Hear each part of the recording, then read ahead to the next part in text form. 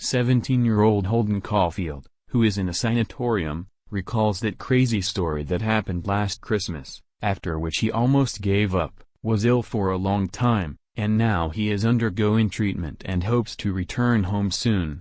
His memories begin with the very day he left Pansy, a closed high school in Hagerstown, Pennsylvania. Actually, he did not leave of his own free will. He was expelled for academic failure. Out of 9 subjects in that quarter, he failed 5. The situation is complicated by the fact that Pansy is not the first school that the young hero leaves. Before that, he had already abandoned Elkton Hill, because, in his opinion, there was one solid linden tree there. However, the feeling that there is a lime tree around him, falsehood, pretense and show, does not let Caulfield go throughout the novel. Both adults and peers with whom he meets cause irritation in him, but he cannot stay alone. The last day of school is rife with conflicts.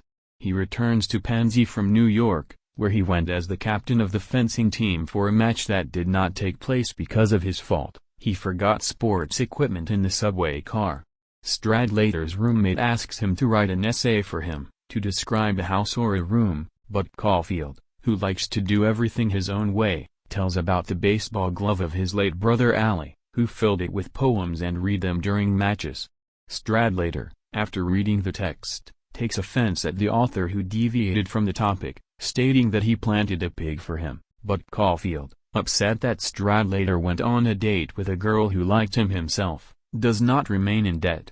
It ends with a brawl and Caulfield's broken nose. Once in New York, he realizes that he cannot come home and inform his parents that he has been expelled. He gets into a taxi and goes to the hotel. On the way, he asks his favorite question that haunts him: where do the ducks go in Central Park when the pond freezes? The taxi driver, of course, is surprised by the question and wonders if the passenger is laughing at him. But he does not think to mock. However, the question about ducks is rather a manifestation of Holden Caulfield's confusion before the complexity of the surrounding world, rather than an interest in zoology. This world both oppresses him and attracts him. It's hard for him with people, it's unbearable without them. He tries to have fun in a nightclub at the hotel, but nothing good comes of it, and the waiter refuses to serve him alcohol as a minor.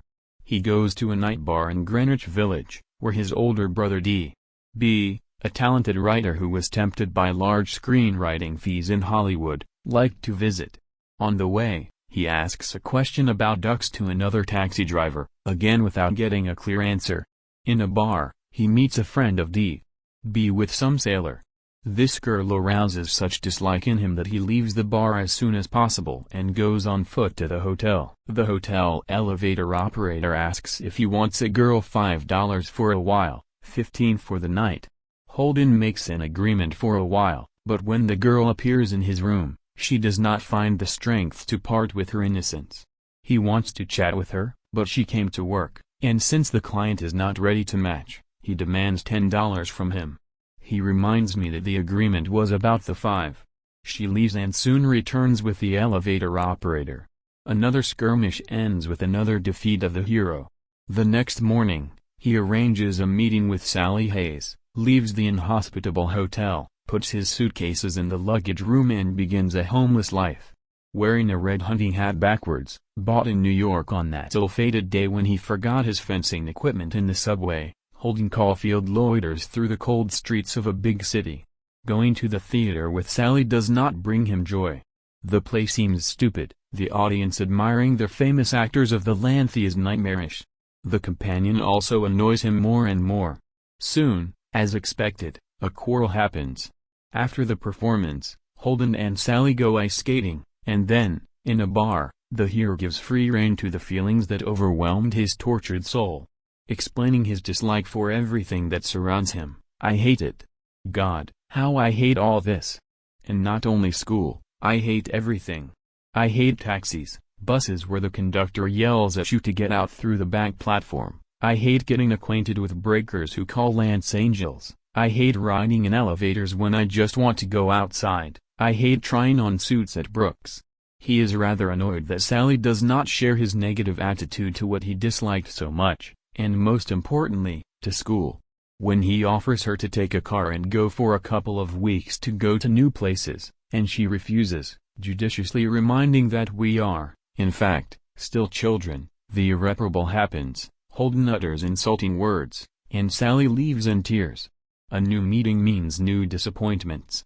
Carlos, a student from Princeton, is too focused on his person to show sympathy for Holden, and he, left alone, gets drunk, calls Sally, asks her for forgiveness, and then wanders through cold New York and in Central Park, near that very duck pond, drops a record bought in a gift for Phoebe's little sister.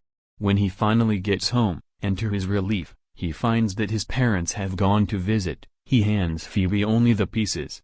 But she's not angry. In general, despite her small years, she perfectly understands her brother's condition and guesses why he returned home ahead of time. It is in a conversation with Phoebe that Holden expresses his dream. I imagine how little kids play in the evening in a huge field in Rye. Thousands of kids, and there's not a soul around, not a single adult except me. And my job is to catch the kids so they don't fall into the abyss. However, Holden is not ready to meet his parents, and, having borrowed money from his sister that she had set aside for Christmas gifts, he goes to his former teacher, Mr. Andolini. Despite the late hour, he accepts him, arranges for the night. As a true mentor, he tries to give him a number of useful tips on how to build relationships with the outside world, but Holden is too tired to accept reasonable sayings.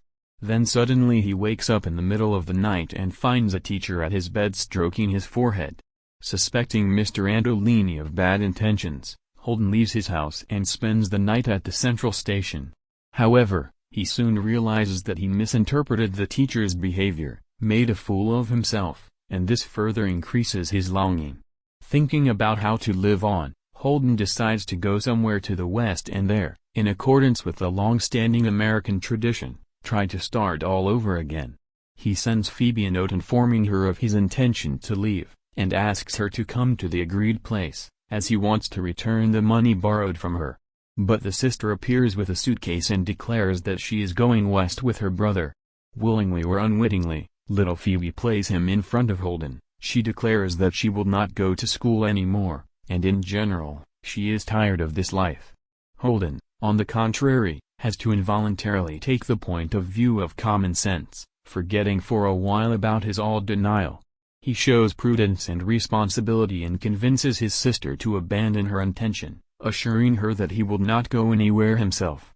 He takes Phoebe to the zoo, and there she rides on the carousel, and he admires her,